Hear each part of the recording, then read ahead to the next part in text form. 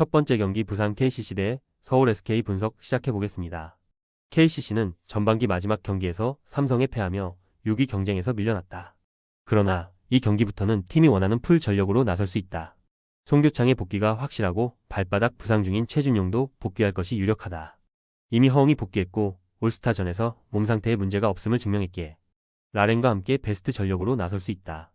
아직 많은 경기가 남아있는 리그기에 본격적인 순위 경쟁을 시작할 것이다. SK는 리그 2위인 모비스 원정에서 승리하며 10연승에 성공했다. 이 팀과의 대결이었기에 승리가 간절했는데 원하는 결과를 내며 추격자들과의 간격을 더 벌렸다. 이번 시즌 은퇴가 유력한 자밀원이가 30.11리바운드로 상대 골밑을 폭격했고 김선영과 안영준이 나란히 두 자릿수 득점을 기록했다. KCC의 승리를 본다. 10연승 중인 SK의 기세가 워낙 대단하긴 하지만 부상자가 돌아온 홈팀이 라이벌 상대로 충분히 해볼 만한 경기다. 특히 친정팀 상대로 늘 최고의 활약을 하는 최준용이 안영준과의 대결에서 우위를 보일 것이다.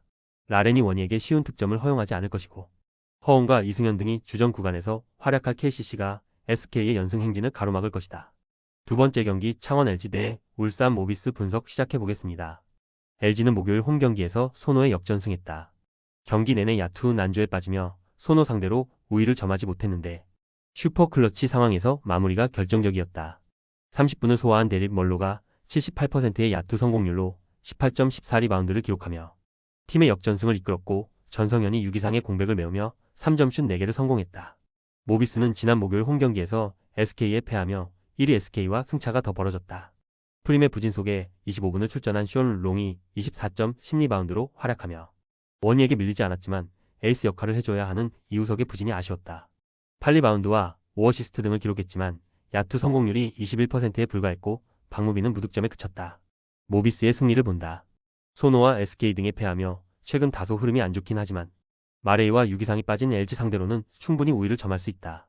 특히 정인덕과 박정현 등이 빅맨으로 나설 LG 상대로 김준일과 신민석 등이 경기를 잘 풀어갈 것이다. 멀로의 사이즈를 공략할 시온 롱과 프림의 페인트존 공략도 있을 모비스가 승리할 것이다. 세 번째 경기 고양 손호 대 한국가스공사 분석 시작해보겠습니다. 손호는 LG 원정에서 경기 내내 밀리지 않았지만 승부처 마무리에 실패하며 패했다. 이정현과 김진유, 정희재 등 핵심 선수들의 결장 이슈에도 정성조와 민기남 등 식스맨들이 기대 이상의 활약을 했고 번즈가 12.15리바운드로 골밑에서 밀리지 않았는데 이제도 왜 믿을만한 공격 옵션이 없었다. 가스공사는 전반기 마지막 경기에서 종료 버저와 함께 들어간 니콜슨의 버저비터를 앞세워 KT에 역전승했다. KT의 후반 공세에 밀리며 역전을 허용한 경기였는데 니콜슨의 마무리가 좋았다. LG와 함께 공동 3위권을 유지하며 7위팀과 간격을 벌렸기에 플레이오프 진출에 유리한 고지를 점령했다.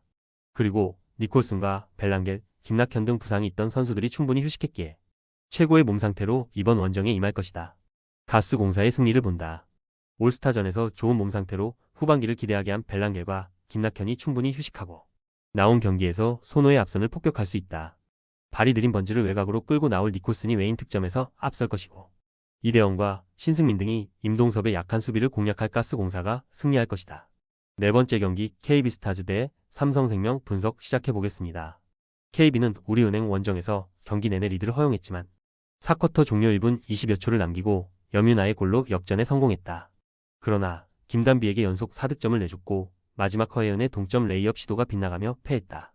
허예은이 22득점을 기록하며 활약했고 이채은이 시즌 아웃된 나윤정의 공백을 메우며 잘해줬지만 경기 마무리가 아쉬웠다.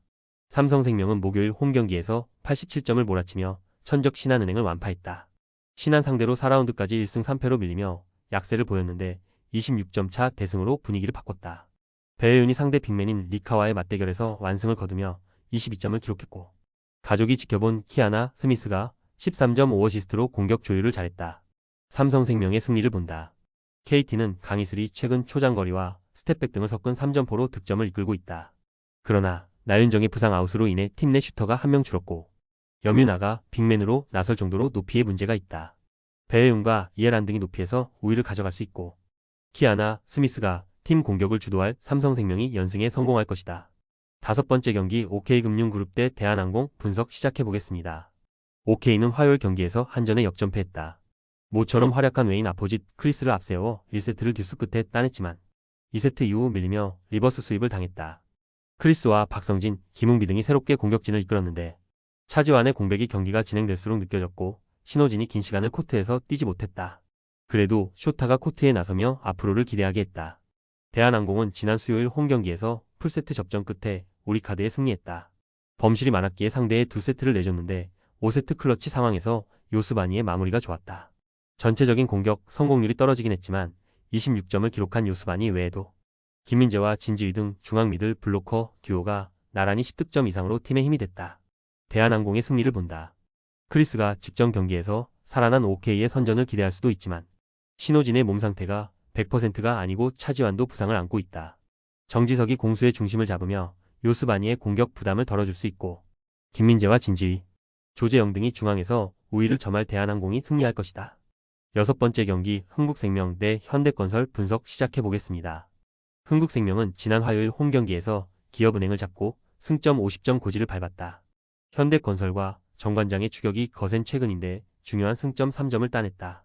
마테이코가 12점을 기록하며 어느 정도 역할을 했고 김연경은 40%의 성공률로 21점을 기록했다. 서브에서 2점을 뽑아낸 피치의 활약도 있었기에 이제 1위 수성을 원하고 있다. 현대건설은 주중 홈 경기에서 정관장에 역전패했다. 3세트까지 세트 스코어를 앞서며 승점 3점을 노렸는데 1점 추가에 그치며 정관장에게 추격을 허용했다. 위파이가 53%의 성공률로 18점을 기록하며 맹활약했고 모마가 30점 가까이 해줬지만 고비를 넘기지 못한 것이 아쉬웠다. 3옵션 역할을 해줘야 하는 정지윤의 부진도 패인이었다. 현대건설의 승리를 본다. 마테이코가 직전 경기에서 10득점 이상을 기록한 흥국생명이지만 아직은 팀의 기대만큼 영향력을 보이는 건 아니다. 또 피치 외에 확실한 미들 블로커가 없는 흥국이기에 양효진과 이다현의 높이를 저지하기 어렵다. 김연경이 홈에서 쉽사리 물러서진 않겠지만 아포짓의 우위가 있고 중앙에서 득점을 만들 현대건설이 승리할 것이다. 조합은 아래 고정 댓글 링크로 편하게 말 걸어주시면 조건 없으며 스포츠를 좋아하시는 분들이라면 모두 환영합니다. 스포츠 당첨 어렵지만 그건 어떻게 하냐의 차이입니다. 두 눈으로 어떤 차이인지 직접 확인하시고 우리 모두 같이 승리합시다.